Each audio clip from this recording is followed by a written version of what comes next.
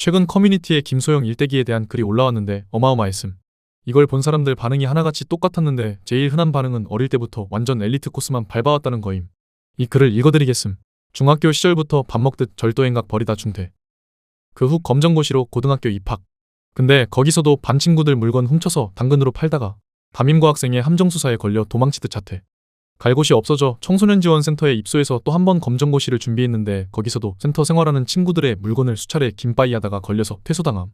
2달간 식당 알바도 했는데 조금만 힘들면 싫은 티를 팍팍 내고 같은 알바생을 이간질하기도 해서 김소영 때문에 그만둔 사람도 있었다고 함. 항상 남자를 소개해달라고 했으며 나이트 가는 걸 좋아했고 남자들은 자신의 몸만 원한다며 진정한 사랑 어쩌고 헛소리를 했다고 함. 그러면서 정작 본인은 온라인을 통한 만남이나 주변 남성에게 당연하다는 듯 선물과 식사를 요구했고 거기에 집착함. 중고거래 하다가 만난 남성의 지갑을 김빠이 하다가 걸리자 자신이 기초수급자이고 빚이 있으며 아버지 병원비를 내야 한다고 사정해서 겨우 빠져나간 전력도 있음. 그 후엔 정해진 수순이라도 되는 듯 필살기 강간무고를 갈겼다가 실패해서 정신병 호소인으로 진화함. 거기서 김소영은 문제의 향정신 성약물 빌드를 찍게 됨. 이런 레전드 인생의 레전드 1화 스택을 착착 쌓더니 급기야는 약물로 사람을 혼수 상태에 빠뜨리며 금전과 음식, 심지어 옷까지 벗겨다가 팔고 마침내 사람을 둘이나 죽임. 여기까지가 고작 그녀의 나이 20임. 이 글을 보고 제일 공감 많았던 댓글이 이거임. 부모가 진짜 없이 자랐나? 어릴 때부터 완전 엘리트 코스만 밟아왔네. 추천수가 거의 2000을 찍었음. 그냥 공감의 폭격이었던 거임. 자, 그럼 커뮤니티가 왜 이렇게까지 뒤집어졌는지 이 사건이 생각보다 심각한 이유를 하나하나 쪼개서 정리해봄. 1. 바늘 도둑이 소도둑 된다는 말의 실사판. 이 사건의 핵심이 뭐냐면 범죄 이력의 빌드업에 군더더기가 없다는 거임. 어릴 때부터 절도를 시작해서 그게 점점 스케일이 커지고 나중에는 사람의 목숨까지 건드리는 단계로 올라갔음. 처음부터 소도둑이 아님 바늘부터 차근차근 올라간 거임. 교과서적인 범죄 에스컬레이션이라고 봐야 함. 내가 평소에 확신하는 게 하나 있는데 손버릇 안 좋은 사람은 절대 못 고친다는 거. 이건 그냥 병으로 보면 된다. 주변에서도 봤을 거임. 어릴 때 도벽이 있던 애가 나이 먹어서 갑자기 착해지는 경우가 얼마나 됨. 거의 없음. 그래서 나는 이렇게 생각함. 애 키우다 보면 도벽이나 관음, 방화 같은 기질이 보이는 경우가 있는데 이런 건 이유를 생각하지 말고 최대한 빨리 뿌리를 뽑아야 함. 어설프게 하면 안 되고 애가 울고불고 빌 정도로 해야 됨. 왜냐하면 훈육에는 정해진 횟수 한계가 존재하기 때문. 이걸 넘어서면 자녀가 귓등으로도 안 들음. 그래서 평소에는 어지간한 일로 심하게 혼내면 안 됨. 진짜 중요한 순간에 효과가 없어지니까. 이 사건이 딱 그 케이스다. 초기 개입이 실패해서 여기까지 온 거임. 인생 망하는 빌드는 다양한데 엔딩 루트가 이쪽으로 빠지면 그건 진짜 히든엔딩급. 미친 거 아니면 이런 루트 타기 힘듦. 이 부모는 어디서 뭐 하는 사람일까? 내가 이 사건 보면서 제일 궁금했던 게 이거임. 부모가 도대체 어떤 사람이길래? 패드립 치려는 게 아니라 순수하게 궁금한 거임. 아버지, 어머니가 계시긴 한 건지. 이상하리만큼 부모 언급이 하나도 없거든. 고아인가? 시설 출신인가? 부모 없이 누구랑 산 거임? 애가 어떻게 자라면 저렇게 망가질 수가 있냐? 충격적인 건 근데 알고 보니까 부모 둘 다 있음. 평범하다면 평범한 가정이고 조금 넉넉지 않다면 넉넉지 않은 가정이라고 함. 엄마보다 아빠랑 사이가 좋고 엄마랑은 사이가 안 좋았다고 하고 부모가 좀 무관심한 타입이었다고 함. 차라리 결손가정이면 이해하겠는데 너무 평범한 집안이라 커뮤에 충격이 꽤 컸음. 고아도 아니고 극단적 결손가정도 아니고 그냥 평범한 부모가 있는 상태에서 이 엘리트 코스를 밟아버린 거잖아. 평범한 부모가 있는 악조건 속에서도 초특급 속도로 감옥까지 직행해버린 거임. 이건 솔직히 환경론만으로 설명이 안 됨. 물론 부모의 무관심이 방아쇠가 됐을 수는 있음. 미성년자 때부터 절도를 저렇게 반복했으면 부모가 제대로 대응을 못한 건 확실함. 근본적으로 보호자가 아무 훈계나 보호 없이 방치한 것으로밖에 안 보인다.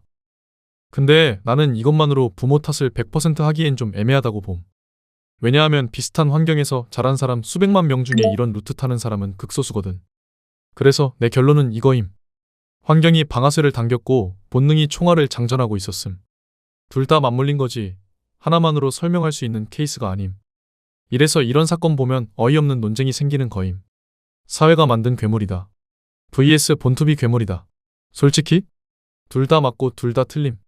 사회가 저렇게 만든 측면도 있지만 그렇다고 본인이 저렇게까지 간 걸 전부 사회 탓으로 돌리는 건 좀 아님. 자기가 막장으로 큰 걸 세상 탓만 하는 건 좀 안 맞음. 성별을 바꿔도 마찬가지임. 3대에 뭔가 없거나 고장난 거 아니냐. 내가 이 사건 분석하면서 자연스럽게 도달한 생각이 있음. 이건 단순 비하가 아니라 진지하게 뇌 어딘가가 없거나 고장난 거 아닌가 싶음. 사람을 해치고도 저러면 고장 안 났을 리가 없잖아. 실제로 사이코패스 검사를 받았고 판정이 났다는 이야기가 있음. 그러면 고장 난 거 맞는 거지. 내가 보기에 이 사람은 선천적으로 도덕성을 이해 못하는 타입임. 양심의 가책을 못 느끼는데 동시에 논리적 사고도 부족해서 치밀함도 떨어지고 어떻게 해야 안 걸리는지도 인지 못하는 거로 보임. 뇌의 도덕적 판단 영역이랑 전두엽 기능 둘 다 제 기능을 못하는 느낌임. 그리고 보통 사이코패스 관련 해외 연구를 보면 이런 유형은 대부분 어릴 때 방임이나 학대를 당한 공통점이 있고 동물부터 시작하는 경우가 많다고 하는데 이 사건도 비슷한 패턴을 따라가는 것 같음. 괜히 괴물이 되어가는 게 아님. 다 이유가 있음. 근데 이유가 있다는 거랑 용서가 되는 거랑은 완전히 별개의 문제임. 무기징역으로 평생 가둬놔야지. 양형에 대해서 내 생각은 명확함. 이미 드러난 범죄 사실만으로도 무기징역 확정이라 평생 못 나올 각이라고 봄. 이건 그냥 병이고 무기징역으로 치료받아야 할 수준임. 개과천선? 교화? 솔직히 이런 소리를 믿지 않게 만드는 대표적인 케이스가 바로 이거임. 저렇게 어릴 때부터 일관되게 범죄를 저질러 온 사람이 감옥에 가서 갑자기 뉘우치겠음? 저 인생의 궤적을 보면 갱생의 여지가 안 보임. 사회와 완전히 분리시키는 게 맞다고 생각함.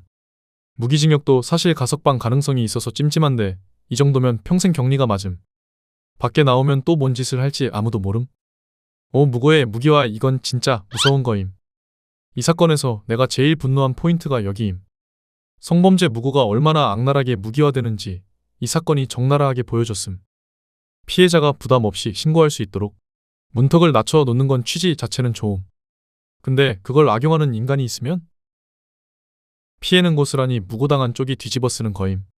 그리고 그 피해가 너무나 큼. 이런 무고가 한번 성립되면 상대방 인생은 사실상 끝장임.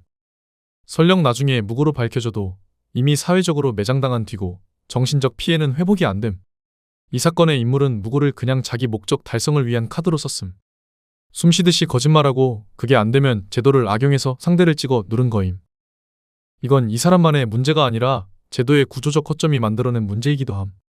무고에 대한 처벌이 약하니까 이런 일이 반복되는 거고 이걸 모두가 심각하게 받아들여야 한다고 봄. 6. 경찰 수사의 구멍. 경찰한테도 할 말이 많음. 아직도 피해자가 더 있을 수 있다는 이야기가 나오는데 이건 뭐냐? 초동 수사에서 뭘 한 건지 모르겠음. 신상 공개도 늦장 부리고. 이 사람이 절도 단계에서 제대로 걸렸으면, 무고 단계에서 확실하게 처벌받았으면, 약물 단계에서 격리됐으면 최소한 사람이 죽는 데까지는 안 갔을 거임. 범죄가 에스컬레이션 되는 걸 시스템이 막지 못한 거임. 절도, 무고, 약물 그리고 최악의 결과. 중간에 한 번이라도 확실하게 잡았으면 이 사슬이 끊어졌을 텐데. 더 늦기 전에 잡혀서 다행이라고. 사람 죽은 시점에 이미 늦은 거임. 진짜 경찰이 수사 제대로 안 해서 추가 피해자가 나온 거라고 봄. 7. 커뮤니티에서 터진 법률 토론. 그리고 이 사건 댓글창에서 예상 못한 방향의 논쟁이 하나 터졌는데 이것도 꽤 흥미로웠음. 이 인물을 과거에 만난 적이 있다는 사람이 나타나서 3년 전에 어플로 만났다고 밝힌 거임. 근데 3년 전이면 상대가 고등학생이었을 때거든. 이걸 커뮤니티에 올리는 게 맞냐는 논쟁이 바로 시작됐음. 솔직히 이 논쟁에서 내 입장은 복합적임. 한쪽 말대로 상대가 나이를 속였다면 그건 만난 사람 잘못이 아님. 그건 맞음. 여자 만날 때마다 민증 확인하고 만나는 사람 어딨음. 근데 다른 쪽 말도 일리가 있는 게 결과적으로 미성년자를 만났던 경험을 커뮤니티에 굳이 올리는 게 자랑스러운 일은 아닌 거잖아. 만남 자체가 잘못이냐 아니냐가 아니라 그걸 굳이 글로 쓰는 행위의 적절성을 따지는 거임. 여기서 법적 논쟁으로 번진 게 진짜 볼만했음. 의제강간, 그루밍 성범죄, 합의와 관계의 법적 경계가 줄줄이 나왔는데 솔직히 양쪽 다 법을 반쯤만 알고 싸우고 있었음. 핵심만 정리하면 이거임. 만 16세 이상이면 합의하에 관계하는 것 자체가 의제강간은 아님. 이건 맞음. 근데 그루밍 성범죄는 별개의 문제고 성인이 온라인에서 모르는 미성년자를 만나 성관계까지 가는 과정에서 내적 친밀감 형성 같은 게 개입되면 그루밍으로 볼 수 있는 여지가 있음. 다만 그루밍이냐 아니냐는 상황과 맥락을 봐야 하는 건데 인터넷에서 법 좀 읽었다고 무조건 유죄다, 무조건 무죄다 이러면서 싸우는 건 양쪽 다 좀 위험한 거임. 이 토론 자체가 전형적인 커뮤니티 법률 토론의 정석이었음. 법적 지식이 반쯤 맞고 반쯤 틀린 유저들이 서로 자기가 맞다고 우기다가 욕싸움으로 끝나는 그 패턴. 근데 이런 토론에서도 배울 건 있음. 적어도 이런 이슈에 대한 경각심은 생기니까. PTSD를 꺼낸 사람의 이야기. 이 사건 보다가 갑자기 과거 기억이 세게 올라온 사람도 있었음.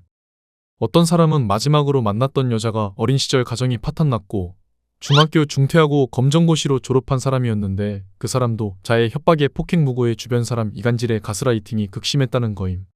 친구들이랑 다 손절당하고 대출받아서 돈 빌려달라 하고 같이 살자면서 퇴직금 땡겨서 보증금 하자면서 피를 말리고 결국 한계 직전 단계에서 미친 척하고 다 뒤집어 엎고 탈출했다고 함. 이런 이야기 보면 느끼는 게 있음. 정신적으로 심각한 문제가 있는 사람한테 빠지면 상대방도 판단 능력이 마비됨. 지금 생각하면 왜 그렇게 멍청하게 당하고 있었을까 싶은데 그 멍청한 게 유일한 방법이라고 생각하게끔 상황이 만들어지는 게 진짜 무서운 거임.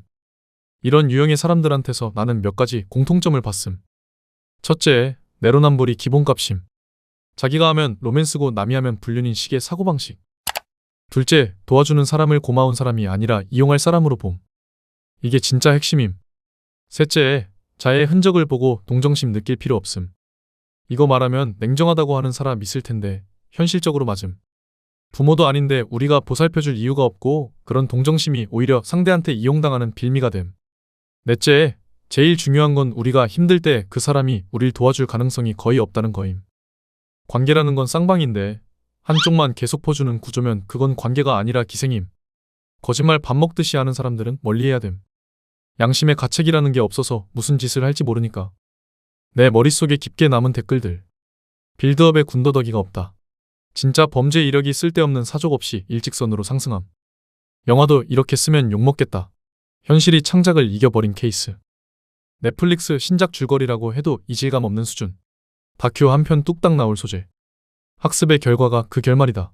결국 범죄도 학습되는 거임.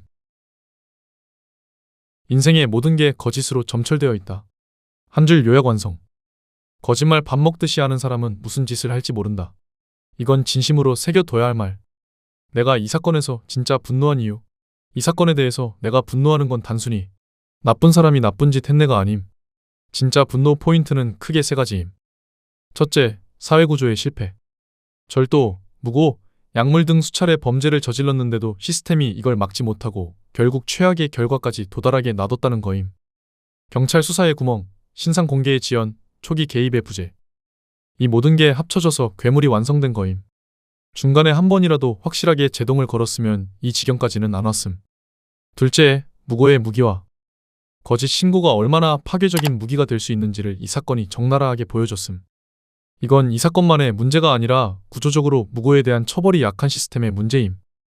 이 구멍을 막지 않으면 비슷한 일은 계속 반복될 거임. 셋째, 나이의 충격. 고작 20살. 이 모든 이력이 20살 안에 압축되어 있다는 사실이 내 상식을 박살냈음. 나는 그 나이 때 뭐 했음? 학교 갔다 와서 밥 먹고 TV 보고 그게 다였는데 같은 나이에 저 코스를 밟았다는 게 도저히 같은 세계관의 인간이라고 느껴지지 않음. 마무리. 이 사람의 인생이 참 잔혹함. 근데 이건 동정이 아님.